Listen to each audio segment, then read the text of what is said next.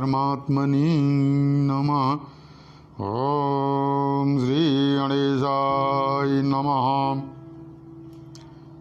एक बार की बात है, नैमिषारण्य में 88,000 ऋषियों ने सूत जी से 2 प्रश्न किया। पहला प्रश्न कि कृपया भाद्रपद के शुक्ल पक्ष की चतुर्थी के महात्म्य के विषय में बताइए। और शिव जी ने 2 वरदान क्या दिया था गणेश जी को। और दूसरी बात उन्होंने पूछा कि कृष्ण भगवान को कलंक क्यों लगा और उसकी निवृत्ति कैसे हुई। अब सूत जी ने जिस तरह से बताया उसका मैं उल्लेख कर रहा हूं। पहले गणेश चतुर्थी के महात्म्य पे आइए। इस वर्ष भाद्रपद शुक्ल पक्ष की चतुर्थी 22 अगस्त 2020 को पड़ रही है। इसी दिन गणेश जी को गजानन की उपाधि मिली थी, यानी गणेश जी का सिर जब शिव जी ने काटा था त्रिशूल से और मां पार्वती ने जब कोप किया तो शिव जी को फिर उनको जिंदा करना पड़ा। चूंकि त्रिशूल से सिर काटा गया था इसलिए वो जिंदा नहीं हो सकता था, तो हाथी के बच्चे का सिर लगा करके उनको गजानन की उपाधि मिली और इसी दिन इनका अभिषेक किया गया। इसी दिन इनको सभी गणों का अध्यक्ष बनाया गया। सिंहासनारूढ़ हुए। जब ये सिंहासन पर आसीन हुए तो सबसे पहले उन्होंने शिव जी एवं मां पार्वती की वंदना किया। इनका यह शिष्टाचार देख करके शिव और पार्वती बहुत प्रसन्न हो गए। शिव जी ने कहा कि आज के दिन जो भी तुम्हारा व्रत करेगा उसके सब मनोरथ पूर्ण होंगे। वह धन धान तथा लक्ष्मी से पूर्ण होगा। उसकी जिंदगी में कभी धन धान की कमी नहीं रहेगी। आज के दिन यानी गणेश चतुर्थी भाद्रपद शुक्ल पक्ष, जो उपवास करेगा एवं विधिवत गणेश जी की पूजा अर्चना करेगा उसको धन धान की कमी नहीं रहेगी, ऐसा शिव जी और पार्वती जी ने वरदान दिया। एवं पार्वती जी ने कहा कि जो सिंदूर लगाएगा और अपनी मनोकामना को व्यक्त करेगा गणेश जी उसकी मनोकामना को पूर्ण करते हैं।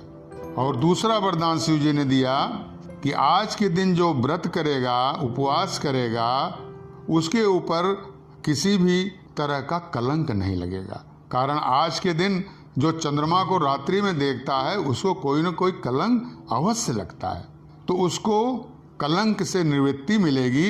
यहाँ तक कि देखे कृष्ण भगवान ने भी देखा था तो उनको भी कलंक लग गया। अब कलंक की निवृत्ति कैसे होती है यह दूसरा प्रश्न बाद में बताएंगे। पहले प्रश्न पर आइए कि गणेश चतुर्थी का महात्म्य क्या है। वैसे तो ये पूरे भारतवर्ष में मनाया जाता है, लेकिन महाराष्ट्र में इसे बहुत ही धूमधाम से 10 दिनों तक मनाया जाता है। यह गणेश चतुर्थी से शुरू होकर अनंत चतुर्दशी तक चलता है एवं अनंत चतुर्दशी को गणेश जी का विसर्जन होता है। महिलाएं विधिवत इनकी पूजा करती हैं। एक डोरे में 14 गांठ बांधती हैं और गणेश जी को चढ़ाती हैं। फिर इसको पूरे परिवार वालों को, बच्चों को बांटती हैं, जिससे उनको किसी भी तरह का कष्ट नहीं होता है। उनकी आयु सुरक्षित रहती है, वो सुरक्षित रहते हैं, धन धान की वृद्धि रहती है, मनोरथ पूर्ण होते हैं। तो जिस समय शिव जी की वंदना गणेश जी ने किया तो शिव पार्वती अत्यंत खुश होकर के जब 2 वरदान दिए तो यह देख करके गणेश जी बहुत ही प्रसन्न हो गए। इतना प्रसन्न हुए कि वे प्रसन्न मुद्रा में ही आ गए। और गणेश जी ने भी कहा आज के दिन मेरी जो वंदना करेगा, उपासना करेगा, व्रत करेगा, उसके सकल कामना की पूर्ति होगी। इसलिए इस व्रत को लोग बड़े ही धूमधाम से करते हैं। महाराष्ट्र में तो बहुत ही धूमधाम से 10 दिनों तक यह त्योहार गणेश जयंती के रूप में मनाया जाता है। गणपति बप्पा मोरया, गणपति बप्पा मोरया आप सुनते हैं महाराष्ट्र में, वहाँ का बहुत ही प्रसिद्ध है। दूसरा वरदान शिव जी ने जो दिया कि कलंक से निवृत्ति होगी, तो ये ऐसा हुआ क्यों? आज के दिन चंद्रमा को देखने से कलंक क्यों लगता है? एक बड़ी ही रोचक कहानी आती है। कहा गया कि जाके प्रभु दारुण दुख दीना, ताकि मति पहले हर लीना। तो आज चंद्रमा की मति हरी जा रही है। गणेश जी अपने वाहन पे जा रहे हैं। चंद्रमा जी को मजाक सूझा और वे श्री गणेश जी को देख के हंसने लगे। कह रहे हैं क्या स्वरूप है, क्या अच्छे लग रहे हैं। इस तरह से व्यंग्यात्मक वचनों से गणेश जी को आहत किया। गणेश जी जो आदि देवता हैं, सभी देवताओं के पहले जो पूजे जाते हैं, अगर उनकी पूजना समस्त देवताओं के पहले न हो तो पूजा का फल नहीं मिलता। जिनकी प्रथम पूजा स्वयं उनके माता पिता शिव और पार्वती जी ने अपने शादी में किया, उनको देख के चंद्रमा हंस रहे हैं। दंड देना अनिवार्य हो गया, क्योंकि सृष्टि का नियम है। अनुशासन की पालन के लिए, अनुशासन की रक्षा के लिए, व्यवस्था को बनाने के लिए दंड देना जरूरी होता है कभी कभी। गणेश जी ने कहा कि जाओ, आज से जो तुमको देखेगा उसे कलंक लगेगा। चंद्रमा जी बहुत घबरा गए, आके चरणों में गिर पड़े, बड़ी ही याचना किया, वंदना किया, बैठ गए तपस्या में। आखिरकार शीघ्र प्रसन्न होने वाले गणेश जी प्रसन्न हो गए। बहुत विनती किया चंद्रमा ने, तो उन्होंने कहा ठीक है, अब मैं इस श्राप को बहुत ही कम कर रहा हूँ। भाद्रपद के शुक्ल पक्ष के चतुर्थी के दिन रात्रि में जो तुमको देखेगा उसको कोई न कोई कलंक अवश्य लगेगा। आज उसी कलंक के निवृत्ति की कहानी मैं सुना रहा हूँ। जब कृष्ण भगवान को कलंक लगा, उस कलंक की निवृत्ति कैसे होती है, भागवत की कथा है। भगवान के ही नगर में एक सत्राजित नाम का व्यक्ति था, जो सूर्य भगवान की बड़ी उपासना किया। इतनी उपासना किया, इतनी उपासना किया कि सूर्य भगवान प्रसन्न हो गए और उसको एक मणि दिए। और वह मणि, जिसका नाम स्यमंतक मणि था, इतनी आभा से युक्त थी कि मानो सूर्य ही उदय हो गए हैं। उसी को लेकर के सत्राजी जो अपने नगर में आ रहा था, तो लोगों से चर्चा सुन करके एक दिन संजोग की बात है, किस भगवान से उसकी मुलाकात होती है। किस भगवान कहते हैं, देखो ये जो मणि तुमको मिली है, जो 4 भार सोना नित्य देती है, इसका कुछ जो तुमको कर देना पड़ेगा। राजा उग्रसेन के खजाने में आप इसको जमा कराओ, जिससे जनहित हो। लेकिन सत्राजित नहीं मानता है। बात आई और गई। एक दिन की बात है, सत्राजित का छोटा भाई प्रसेनजित शिकार खेलने के लिए घोड़े पर सवार होके जाता है और वही स्यंतक मणि को अपने गले में पहना हुआ है। घनघोर जंगल में पहुंचता है। वहां एक शेर प्रसेनजित को मार डालता है। ठीक उसी समय ऋक्षराज जामवंत उधर से गुजरते हैं, उस शेर को मार डालते हैं और उस स्यमंतक मणि को ले लेते हैं। अपने गुफा में जाकर के उस स्यमंतक मणि को अपनी पुत्री जामवती को दे देते हैं। यह भागवत की बड़ी रोचक कथा है, ध्यान से सुनिए। प्रसेनजित जब वापस नहीं गया तो सत्राजित ने प्रचार करना शुरू कर दिया कि कृष्ण ने मणि के लोभ में कहीं कुछ अहित तो नहीं कर दिया है। हमारी स्यमंतक मणि लग रहा है कृष्ण जी ने चुरा लिया है।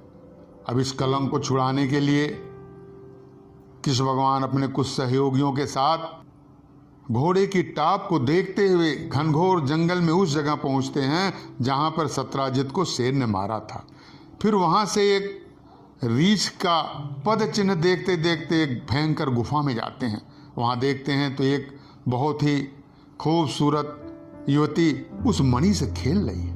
भगवान को देखते हुए बहुत जोर से चिल्लाती है और उसकी आवाज को सुन के उसके पिता ऋक्षराज जाम्बवान, ये वही जामवंत हैं जो त्रेता युग में भगवान राम के साथ सुग्रीव के मंत्री थे।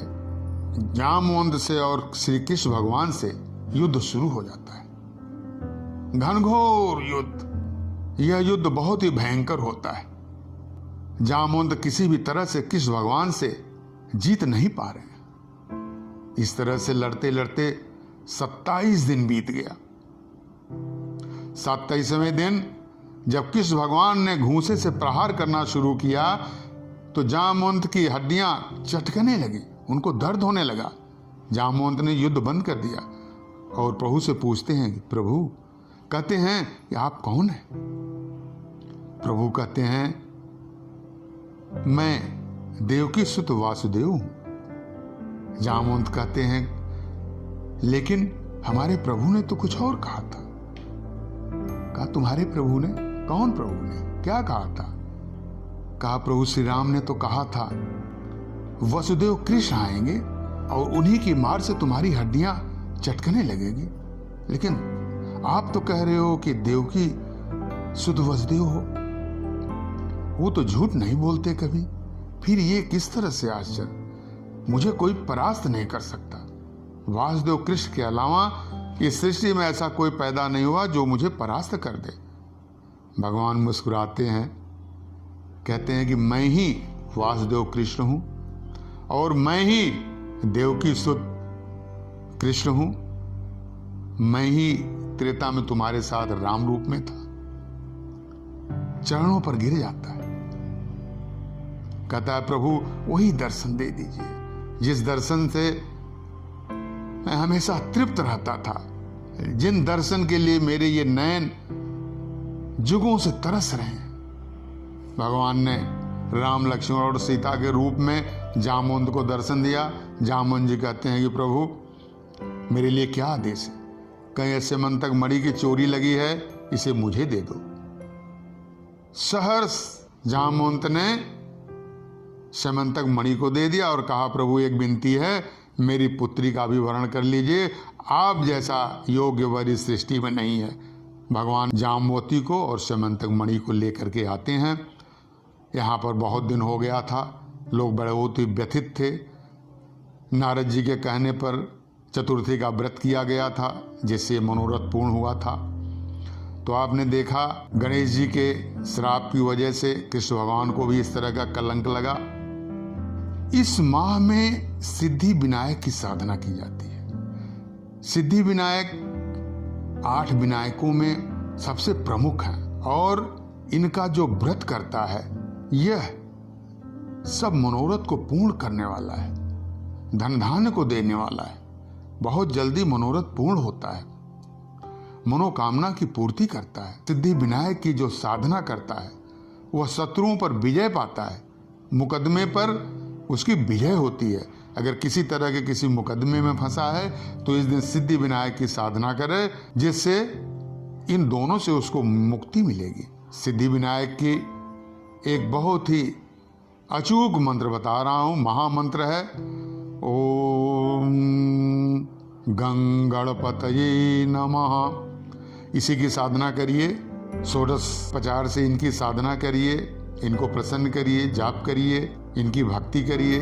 आपकी जो भी मनोकामना होगी वो अवश्य पूरी होगी। शिव पुराण के रुद्र संहिता में भगवान गणेश के 2 रूपों का वर्णन आया है, दक्षिणावर्ती गणेश एवं वामवर्ती गणेश। उसी तरह से इनका 2 रूप भी सामने आया है, लाल रंग और हरा रंग। लाल रंग शक्ति का प्रतीक है एवं हरा रंग समृद्धि का। यानी जो लाल गणेश हैं इनकी पूजा करने से शक्ति में वृद्धि होती है, एवं हरे रंग के जो गणेश जी हैं इनकी साधना करने से समृद्धि बढ़ती है, धन दौलत बढ़ती है। इसी तरह से गणेश जी के पास 2 पत्नियां भी हैं, रिद्धि एवं सिद्धि। गणेश जी के 2 पुत्र भी हैं, लाभ एवं शुभ। आपने देखा जब भी शुभ क्षणों में किसी भी शुभ कार्य में स्वास्तिक बनाया जाता है तो शुभ लाभ लिखा जाता है, रिद्धि सिद्धि लिखी जाती है। तो गणेश जी जिसके ऊपर प्रसन्न होते हैं उनके ऊपर रिद्धि सिद्धि शुभ लाभ ये स्वतः प्रसन्न हो जाते हैं। इसलिए भाद्रपद के शुक्ल पक्ष में सिद्धि विनायक की पूजा साधना करके आप अपने मनोरथ को पूर्ण करें। एवं गणेश जी का 12 नाम किसी भी कार्य में आप जा रहे हैं करने से आपकी मनोकामनाएं पूर्ण होंगी। ओम गणपतये नमः। हरि ओम।